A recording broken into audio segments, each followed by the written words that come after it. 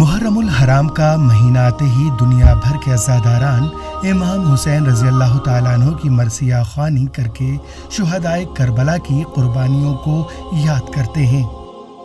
दुनिया भर में अगरचे अलग अलग ज़ुबानों में मरसिया ख़्वानी का रिवाज आम है, लेकिन कश्मीरी ज़ुबान में मरसिया ख़्वानी की अपनी एक अलग तारीख़ है और इसके पढ़ने का भी एक मुनफरिद अंदाज़ है।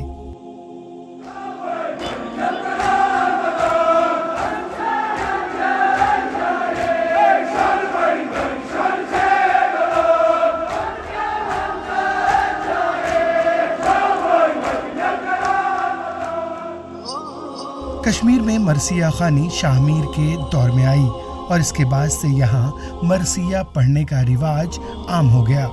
कश्मीरी मरसिया को इनफरादी तौर से नहीं पढ़ा जा सकता, बल्कि इसके लिए इज्तिमा की ज़रूरत होती है, क्योंकि इसके पढ़ने वाला जिसे ज़ाकिर कहते हैं वो मरसिये का मिसरा उठाता है और दीगर अफराद इसके साथ मिसरा पूरा करते हैं।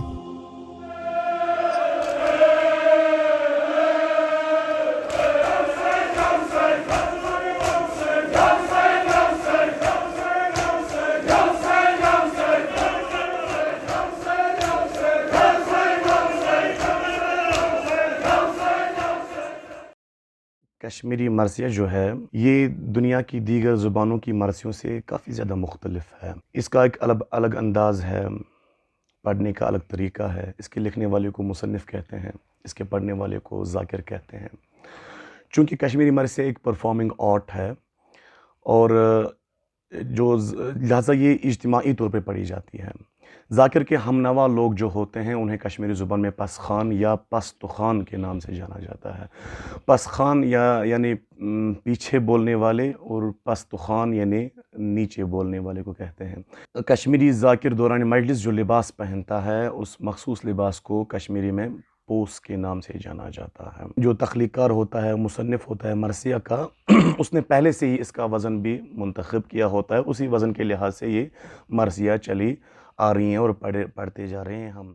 تاس امام حسین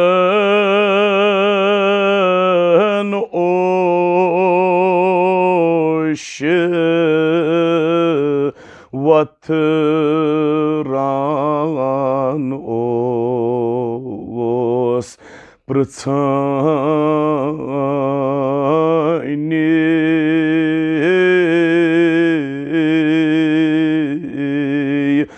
داغ کتھ جایہِ چھے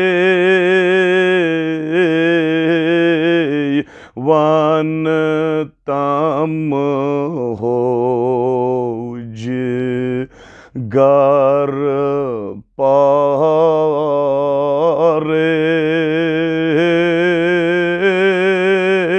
جگرس کٔرِتھ مےٚ پارے۔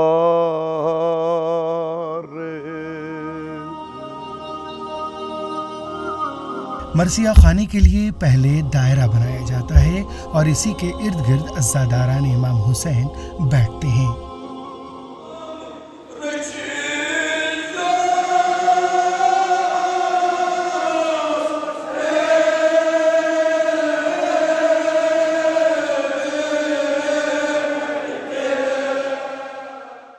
کشمیری مرثیہ جو ہے یہ ایک منفرد صنف ہے کشمیری ادب میں، اور ایام محرم میں کشمیری مرثیہ ہی ایک اہم اکائی تصور کی جاتی ہے، جو کہ شہدائے کربلا کی یاد میں بالخصوص نوائس رسول صلی اللہ علیہ وسلم امام حسین علیہ السلام کی یاد میں کہے گئے ہیں۔ کس طرح ان شہداء نے اپنی جان دے کر، شہادت دے کر اس اسلام کو بچائے۔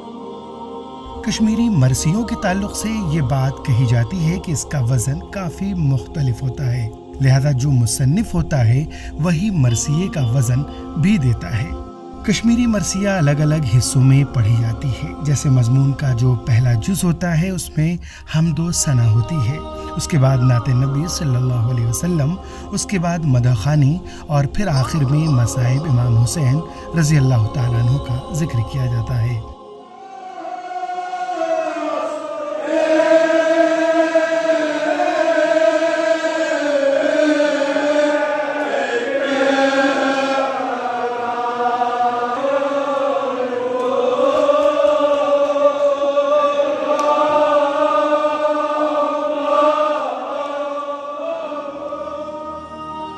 کشمیر کے معروف مرثیہ نگار سید انیس کاظمی، جنہوں نے اب تک قریب 50 مرثیے تخلیق دیے ہیں، ان کا کہنا ہے کہ مرثیہ خوانی سے ہی دنیا بھر میں پیغام حسینی عام ہو رہا ہے اور اس سے تعلیم حسین کا درس بھی حاصل ہو رہا ہے۔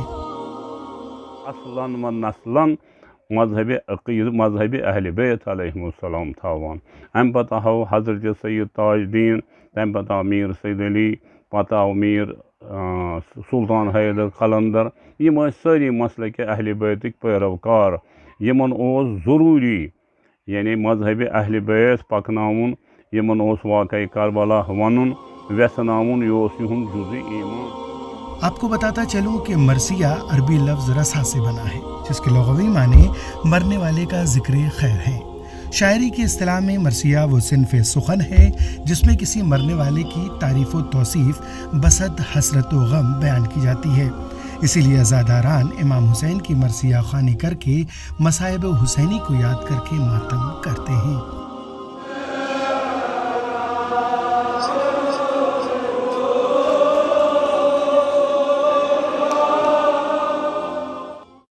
کشمیری مرثیہ کو پڑھنے والے پہلے کافی کم ہوا کرتے تھے، لیکن اب نوجوان بحیثیت ذاکر امام حسین رضی اللہ تعالیٰ عنہ کی مرثیہ خوانی میں شرکت کر کے مصائب امام حسین کے ساتھ ساتھ پیغام حسینی کو بھی عام کر رہے ہیں۔